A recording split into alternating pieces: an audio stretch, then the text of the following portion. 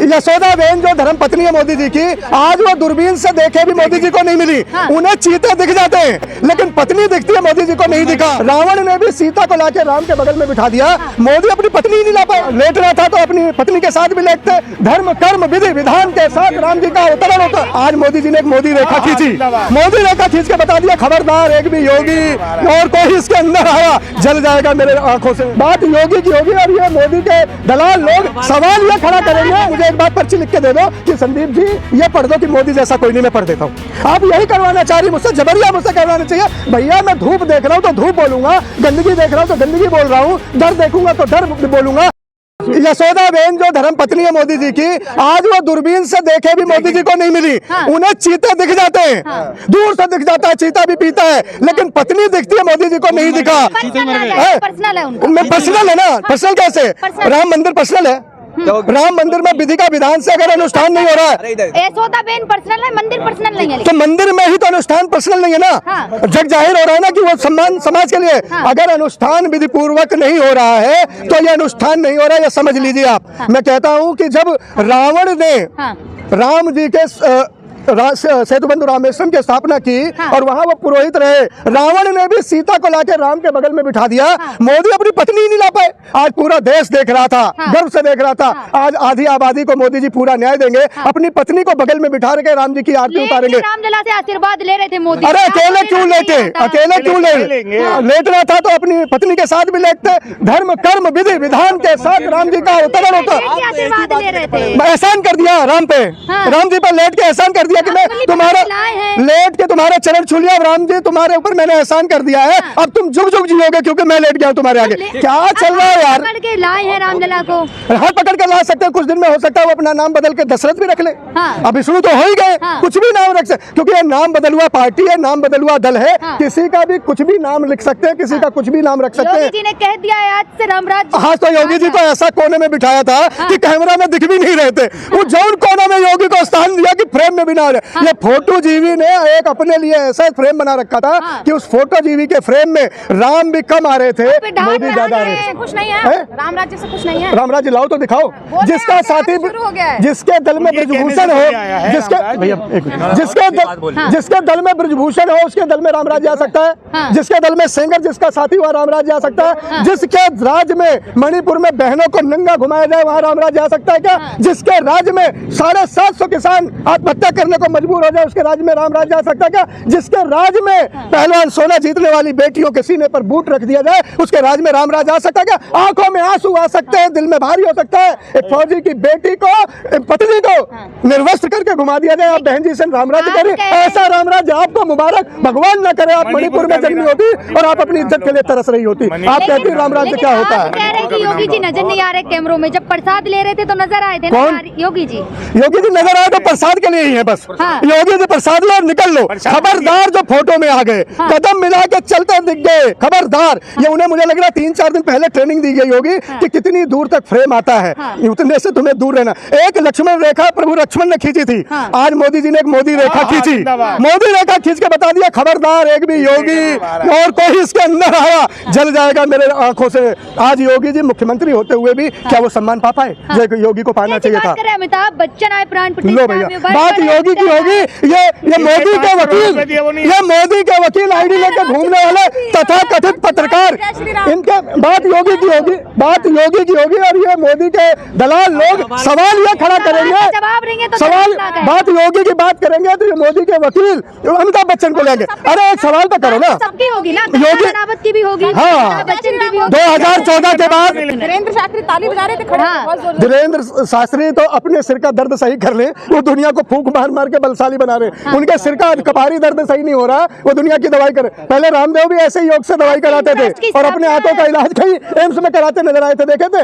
ये तथा कथित धर्म के नाम पर उन्माद करने वाले जो लोग हैं, धर्म की अफीम खिला के देश से रोटी छीनने वाले, रोजगार छीनने वाले, इज्जत छीनने वाले, गुल्लक से पैसा चुराने वाले, राम जी का चंदा चुराने वाले चंपत राय से पूछिए उन्हें किसने हक दिया था कि वो राम जी का निमंत्रण बांटे। बागेश्वर ने कहा है कि आज से राम राज्य की स्थापना। मैं तो अयोध्या का हूँ, मैं और राम जी आमने आमने सामने रहते हैं, उन्हें जरूरत होती वो बुला लेते हैं, मुझे जरूरत होती मैं बुला लेता हूँ, लेकिन मैं हाथ जोड़ के कहता हूँ राम जी अभी तुम मत बुलाना, अच्छा। अभी मुझे जीना है। हाँ जी। लेकिन बाबा बागेश्वर ने कहा है कि आज से हिंदू धर्म की स्थापना हो गई, आज से सनातनी। तो आज से बाबा बागेश्वर अंबेडकर बन गए हैं क्या? संविधान में लिख दिया अब हिंदू राष्ट्र हो गया।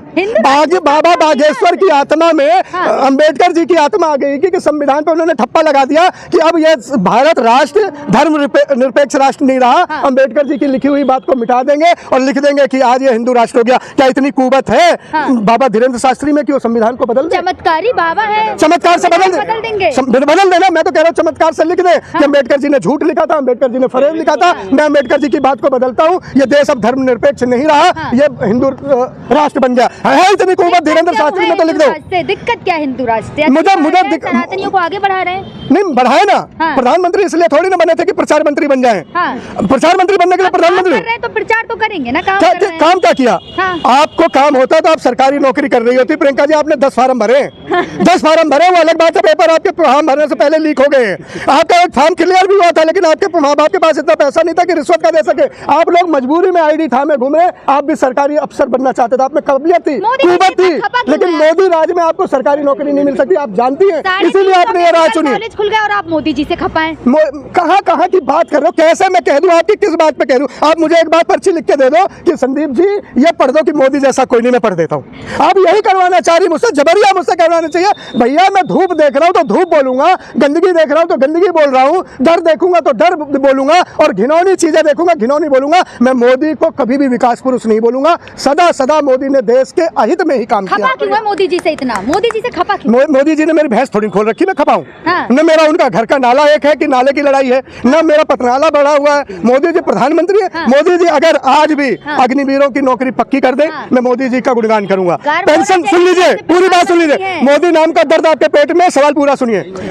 मोदी जी आज पेंशन विहीनों को पेंशन दे दे, मैं मोदी जी का गुणगान करूंगा। मोदी जी आज किसानों को न्याय दे दे, मैं मोदी जी का गुणगान करूंगा। मोदी जी जाके मणिपुर में उन बहनों से उनके पैरों पे सिर रख के माफी मांग ले कि मेरी वजह से तुम्हें नंगा घुमाया गया, मैं मोदी जी की आरती उतारूंगा, आरती उतारूंगा। रामलला को पक्का मकान दे दिया, बड़ा एहसान किया रामलला पर। अब तो विष्णु अवतार हो गए। आज संपत राय ने घोषणा भी तो कर दी, पक्का मकान दिया तो विष्णु अवतार हो गए। राम को देने वाले क्या हैं? मैं कहता हूँ दुनिया राम की याचक है, दुनिया राम के आगे भिखारी है, दुनिया राम के आगे झोली फैलाती है। आज उल्टा गेर आ गया कि राम को मोदी के आगे फैलाना पड़ रहा है कि मुझे घर दे दो। ये सनातन का अपमान है, ये हिंदुत्व का अपमान है, हिंदू के ऋषि मुनियों का अपमान। भगवान पहले टेंट में भी कहाँ थे? टेंट में भी नेहरू जी ने स्थापित किया था। आपको इतिहास पता होगा कि उस टेंट में भी मोदी जी ने पक्का मकान दिया ना। बड़ा एहसान किया। मैं तो कह रहा हूँ मोदी जी का एहसान राम जी को जिंदगी भर नहीं भूलना चाहिए। राम जी को हमेशा जीवन में लिख के अपने गले में एक मोदी नाम की ताबीज डाल लेनी चाहिए कि मैं तो बेघर था और मोदी अगर पैदा ना होता तो मुझे घर ना मिलता। ये राम पर इतनी बड़ी कृपा जो मोदी जी ने की है, मैं कहता हूँ कि राम जी इस ऋण से ऋण त्रेता के बाद ये कलयुग आ गया, लेकिन मुझे लग रहा 100 त्रेता बीत जाएंगे, वो मोदी नाम से ऋण होने वाले नहीं है। पोस्टर छपे थे जिसमें वो उंगली पकड़ के ला रहे थे राम को। देख लीजिए ना, आप ही देख लीजिए कि राम जी का क्या कद बन गया।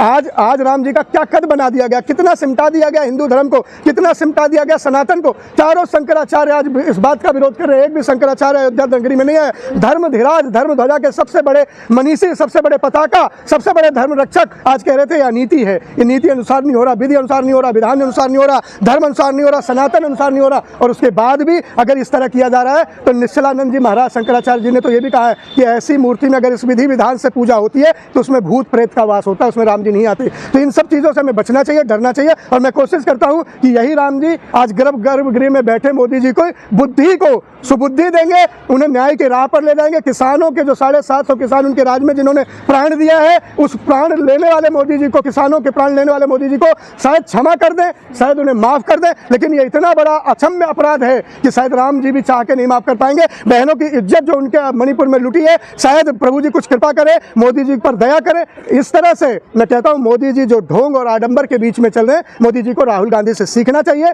कि न्याय पथ क्या होता है, न्याय की राह क्या होती है, न्याय पर कैसे चला जाता है, भारत के लिए, अखंड भारत के लिए कैसे लड़ा जाता है, कैसे जाति पाति ऊंच नीच काला गोरा देखे बिना सबको अपने बाहों में भर लिया जाता है। ये मोदी जी को आज राहुल से सीखने की जरूरत है।